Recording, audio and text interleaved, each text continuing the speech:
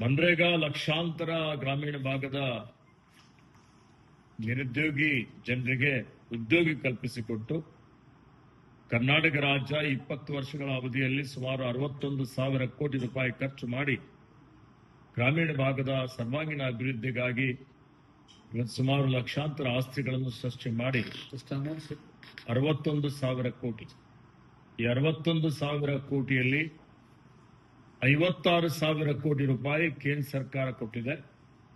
4,800 ಕೋಟಿ ರೂಪಾಯಿ ರಾಜ್ಯ ಸರ್ಕಾರ ಕೊಟ್ಟಿದೆ. ಅಂದ್ರೆ 90% ಕೇಂದ್ರ, 10% ರಾಜ್ಯ ಸರ್ಕಾರದ ಅನುಪಾತ ಇತ್ತು ಮನ್ರೇಗಾದಲ್ಲಿ.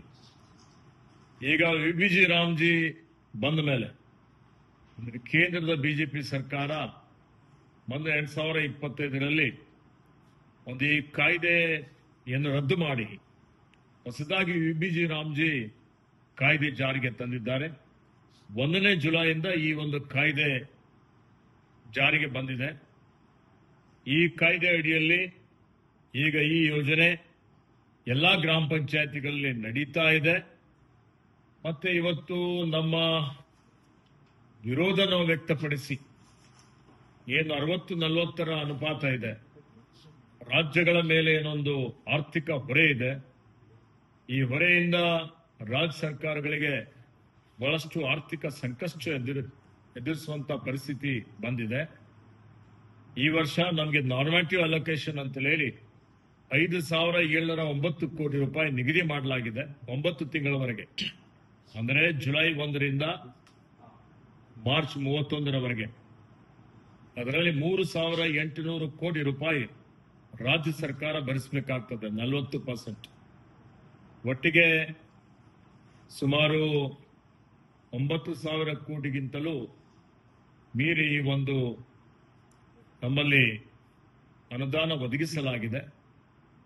ಆದಾಗ್ಯೂ ನಾವು ಈಗಾಗಲೇ ನಾನು ದೆಹಲಿಗೆ ಹೋಗಿ ಸಭೆಯಲ್ಲಿ ಭಾಗವಹಿಸಿ ಎಲ್ಲಾ ಸಿದ್ಧತೆಗಳನ್ನು ಮಾಡಿಕೊಂಡು ಜುಲೈ 1ನೇ ತಾರೀಕಿನಿಂದ ಬಡವರ, ಹಿಂದುಳಿದವರ, ಮಹಿಳೆಯರ, ಶೋಷಿತರ, ನಿರುದ್ಯೋಗಿ ಏನ್ ಜನ ಇದ್ದಾರೆ ಅವರು ಪಲಾಯನ ಮಾಡಬಾರದು, ಅವರು ಗುಳೆ ಹೋಗಬಾರದು ಅಂತೇಳಿ ಹೇಳಿ ಅದನ್ನು ನಾವು ಜಾರಿಗೆ ತಂದಿದ್ದೇವೆ.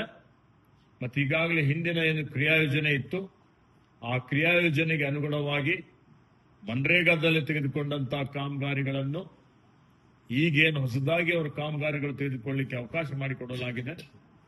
ಹಿಂದೆ 267 ಕಾಮಗಾರಿಗಳು ಮನ್ರೇಗಾದಲ್ಲಿ ಮಾಡಲಿಕ್ಕೆ ಅವಕಾಶ ಇತ್ತು. ಈಗ 318 ಕಾಮಗಾರಿಗಳು ಮಾಡಲಿಕ್ಕೆ ಅವಕಾಶ ಇದೆ. ಇದಕ್ಕೆ ಹೊರತುಪಡಿಸಿ ರಾಜ್ಯ ಸರ್ಕಾರದ ವತಿಯಿಂದ ನಮಗೆ ಅನುಕೂಲಕರವಾಗುವಂತಹ ರೀತಿಯಲ್ಲಿ ಒಂದು 25 ಕಾಮಗಾರಿಗಳನ್ನು ಇದರಲ್ಲಿ ಸೇರಿಸಬೇಕು ಅಂತ ಹೇಳಿ ನಾವು ಅವರಿಗೆ ಪ್ರಸ್ತಾವನೆಯನ್ನು ಕೇಂದ್ರಕ್ಕೆ ಸಲ್ಲಿಸಿದ್ದೇವೆ.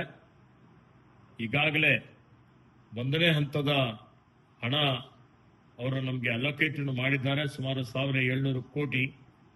ನಮ್ಮ ಪಾಲಿನ ಹಣನೂ ಆರ್ಥಿಕ ಇಲಾಖೆ ವತಿಯಿಂದ ಈಗಾಗಲೇ ಮಾನ್ಯ ಮುಖ್ಯಮಂತ್ರಿಗಳು ಅದಕ್ಕೆ ಸಮ್ಮತಿಯನ್ನು ಸೂಚಿಸಿದ್ದಾರೆ. ಹೀಗಾಗಿ ಇಡೀ ರಾಜ್ಯದಾದ್ಯಂತ ಎಲ್ಲಾ ಗ್ರಾಮ ಪಂಚಾಯಿತಿಗಳಲ್ಲಿ ಈ ಒಂದು ಕಾಮಗಾರಿಗಳು ಮುಂದುವರಿತವೆ, ಚಾಲ್ತಿಯಲ್ಲಿದ್ದಾವೆ. ಇವತ್ತು ಬರದ ಪರಿಸ್ಥಿತಿ ಇದೆ. ಇವತ್ತು ನಾವೆಲ್ಲ ನೋಡ್ತಾ ಇದ್ದೇವೆ, ಜನ ಬಹಳಷ್ಟು ರೈತರು ಕಷ್ಟದಲ್ಲಿದ್ದಾರೆ. ಇವತ್ತು ಯಾರೂ ಗುಳೆ ಹೋಗುವಂತ ಅವಶ್ಯಕತೆ ಇಲ್ಲ.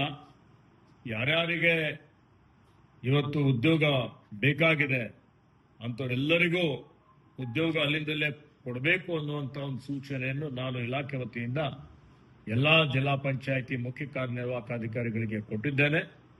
ಅದಕ್ಕೆ ಯಾರು ಗೊಂದಲ ಮಾಡಿಕೊಳ್ಳುವಂತ ಅವಶ್ಯಕತೆ ಇಲ್ಲ. ತಾವೆಲ್ಲರೂ ಇದರ ಸದುಪಯೋಗ ಪಡೆದುಕೊಳ್ಳಬೇಕು ಮತ್ತು ಈ ಕಾಮಗಾರಿಗಳನ್ನು ಮುಂದುವರಿಸಬೇಕು ಅನ್ನುವಂತ ಒಂದು ಮಾತನ್ನು ಹೇಳಿಕೆ ಬಯಸ್ತಾ ಇದ್ದೇನೆ.